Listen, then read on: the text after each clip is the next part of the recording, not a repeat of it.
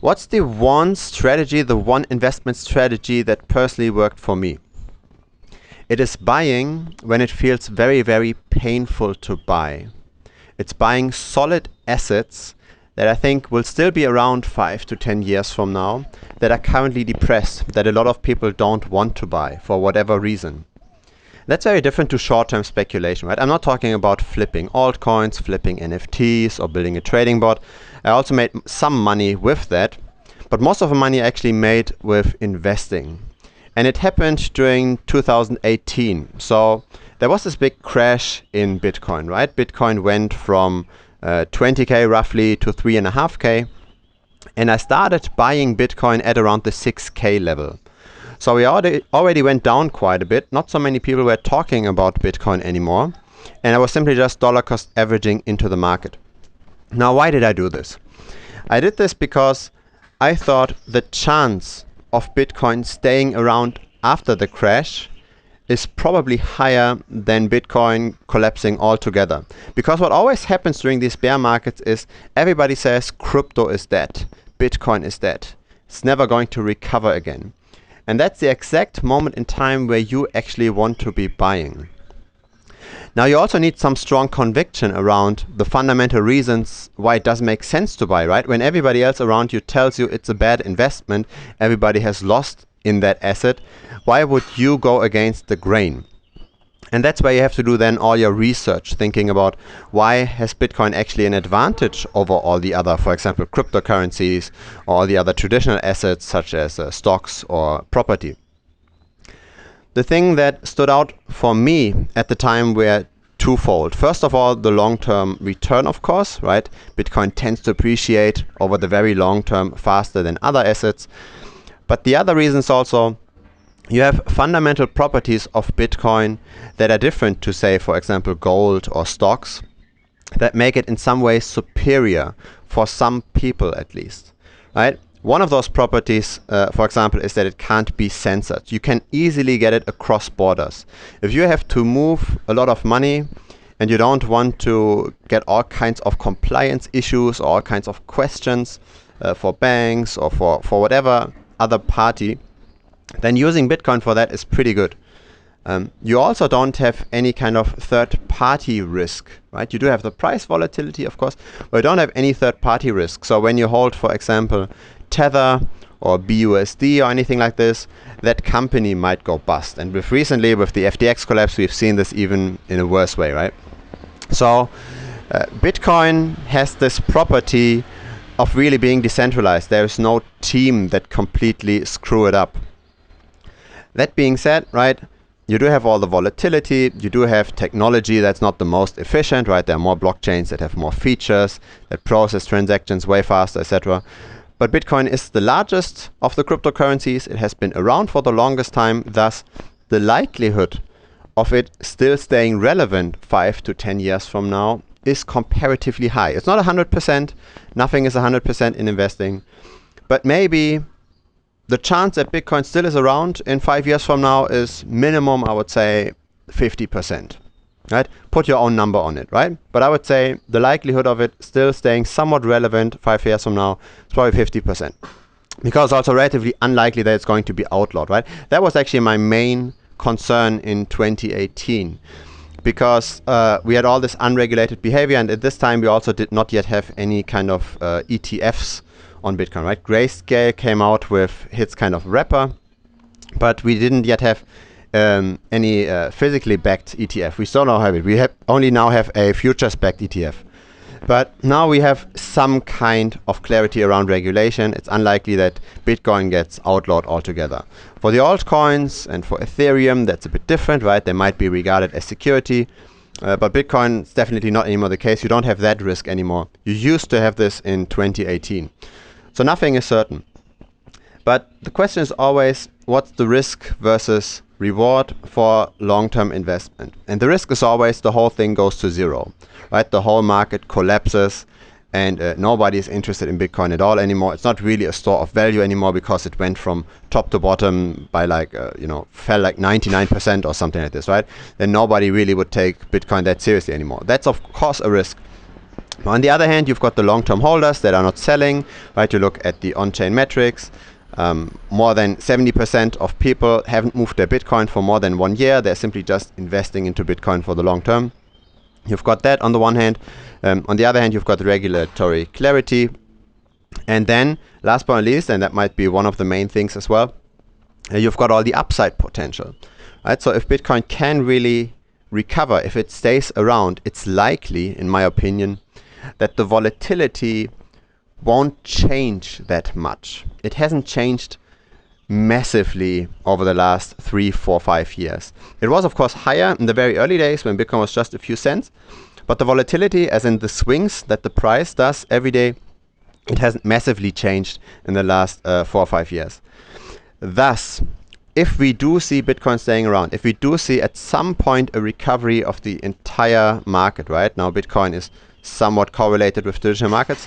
If we do see that monetary tightening stops to a certain degree, that tech stocks can recover again, then because of Bitcoin's high inherent leverage, because of its high volatility, the upside potential is massive. So if you have the thesis that Bitcoin stays around and that at some point in the future bullish times come back again, then our upside potential is like more than 4x, right? We are now at 16K, just going back to the all-time high, which might then be beaten, right? If we recover again, that's already more than a 4x. So you've got a good risk to return ratio, right? If things stay around and you think this is relatively likely and the upside is that massive, then why not dollar cost average into Bitcoin? So that's kind of the investing idea. The idea is you want to be parking your capital in assets that you think stay relevant, that you think have proper upside potential compared to the risk. Now that doesn't mean that you're going to get rich from this neither instantly nor even over the long term, right? When I was buying Bitcoin at the 6.5K and I was buying and buying and buying, we still had afterwards a crash of like 50%, right? From 6.5 to 3.5K. So that was like 40% or so of a crash. But I still continued buying, and that's because you need to have a fundamental conviction of all of this. You really need to think that the asset you're buying is not going to break, is going to stay around for long. Only then can you be against the grain, and when everybody else tells you don't buy it, only then you are able to actually go through it and still buy. But you're still, even if you continue doing this, right, you're not going to get rich, because let's say I haven't made the calculations, right? But let's say I DCA'd in starting from 6.5K, then doing quite a few DCAs at around 4K, etc. I did this for quite a while, up until we hit like the 18K mark or so, until we were pretty close to the all-time high. Then I stopped dollar cost averaging in, because then also my crypto exposure compared to my stock exposure was pretty high already. So I was pretty much overexposed to crypto, and crypto was already close to its all-time high, so I stopped dollar cost averaging at that point. I then sold at around 50K. So the second drop that we got around 50K. And that was simply because the upside trajectory, right? The price appreciation, it slowed down. You could easily see this with moving averages. The price wasn't going up that parabolically anymore as it was in the future. And the reason for this, which we then afterwards learned, was because there was all this rotation happening into altcoins. People didn't trade Bitcoin anymore because the upside potential is lower. Once you are at 50K, right, how likely is it that you go to 500,000? You need so much capital for this. But a lot of people are still interested in crypto because you have now all this positive momentum. So a lot of people that traded Bitcoin then moved to the altcoin trading. And that mainly happened in 2021. Okay, so at the beginning of 2021 was basically the end of the Bitcoin bull market. Then I sold, I think, in Q1 or so of 2022. And then came all the altcoin trading. I might mix up the numbers a bit, but yeah. So what you want to do is always buy when nobody else wants to buy it, but when you still think the asset is relevant in the long term. And then it really doesn't matter that much if you have a bit of downside risk, a bit of downside movement in the end. If you are convinced that the asset is great, you continue buying in, and you're almost happy about these lower prices even. Right? Of course, it might be painful at the very beginning that you don't see your portfolio going up, but it's actually okay, because especially when you dollar cost average in, you've got time to learn more and more, you've got time to get a stronger conviction into the asset, and with time your allocation to the asset goes up, right, in terms of percentage of the overall portfolio, but also your knowledge goes up, but also your allocation goes up. So your allocation is basically in sync with your knowledge and your conviction around the asset. So that's, I think, a pretty good thing. So that's what I would in general do. Normally, asset prices tend to be the lowest when attention is the lowest, not necessarily when everybody thinks that it will drop. So it's not necessarily the high price, the high valuation that will cause an asset to drop, right? See, for example, Tesla, right? Tesla went through the roof. Tesla continued climbing all the time, even though the valuation was already massive, like a PE of 100 or so, right? So it's not necessarily the high valuation that stops an asset from climbing. It's usually the inflow of new capital, the lowering of interest in that asset that causes assets to fall. So we had all this money flowing into Tesla, the price continued to rise even though the valuations were crazy, and then at some point in time the interest in investing fell, right? There was less advertising for brokers, etc. There was less money flowing around from retail because no corona stimulus checks, etc.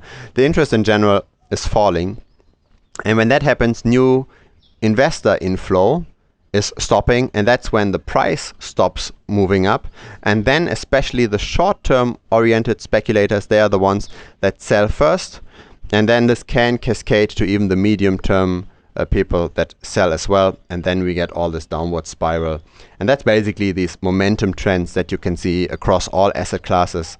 For some of them they're shorter term, right? For crypto they're pretty fast, for stocks medium fast, for property they're very, very slow. For property, they're that slow.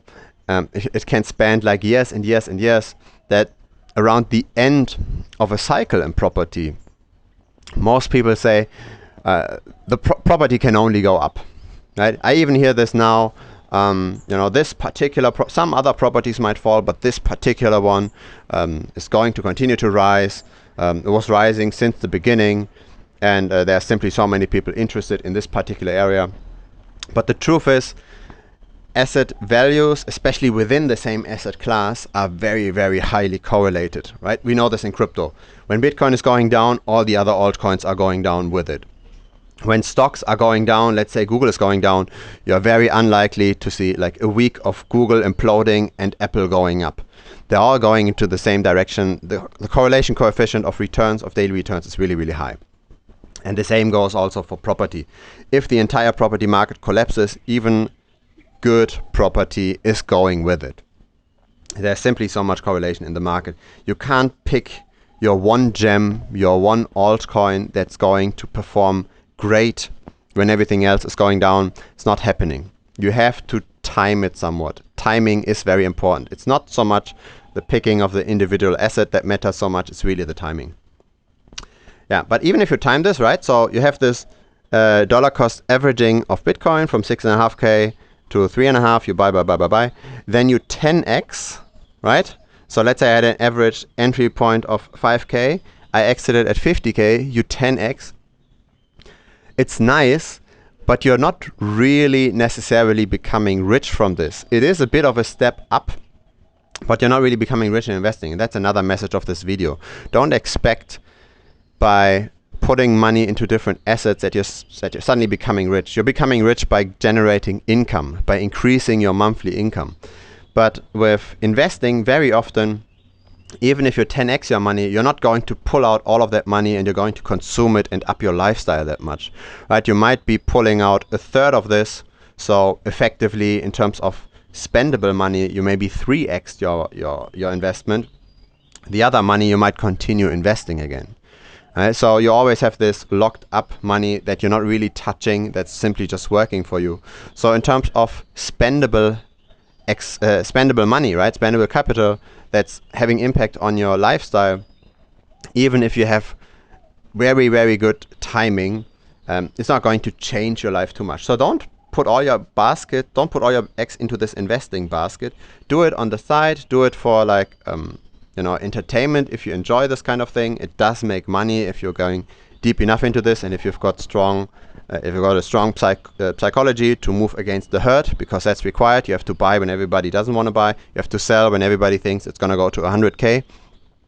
So you have to be very contrarian. You have to have a strong mindset, and that's fun. And it's fun to see your capital grow, but don't expect to become rich from this, even if you do have great investments.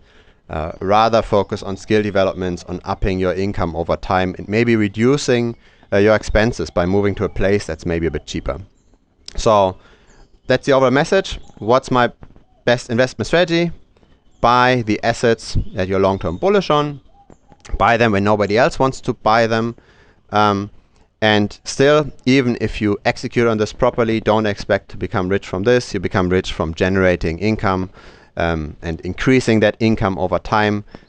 Investing in the end is just a cherry on top, right? You're basically upping from say buying a medium car to like a luxury car. You're not going from a bicycle to a luxury car, right? This is not going to happen. It's basically just for the money that you already have laying on the side to increase this a little bit, but it's not going to change your life that massively. At least I wouldn't go in the whole game with that expectation, because in order to achieve that, you would have to make this 10x several times in a row, and very few people actually make that happen.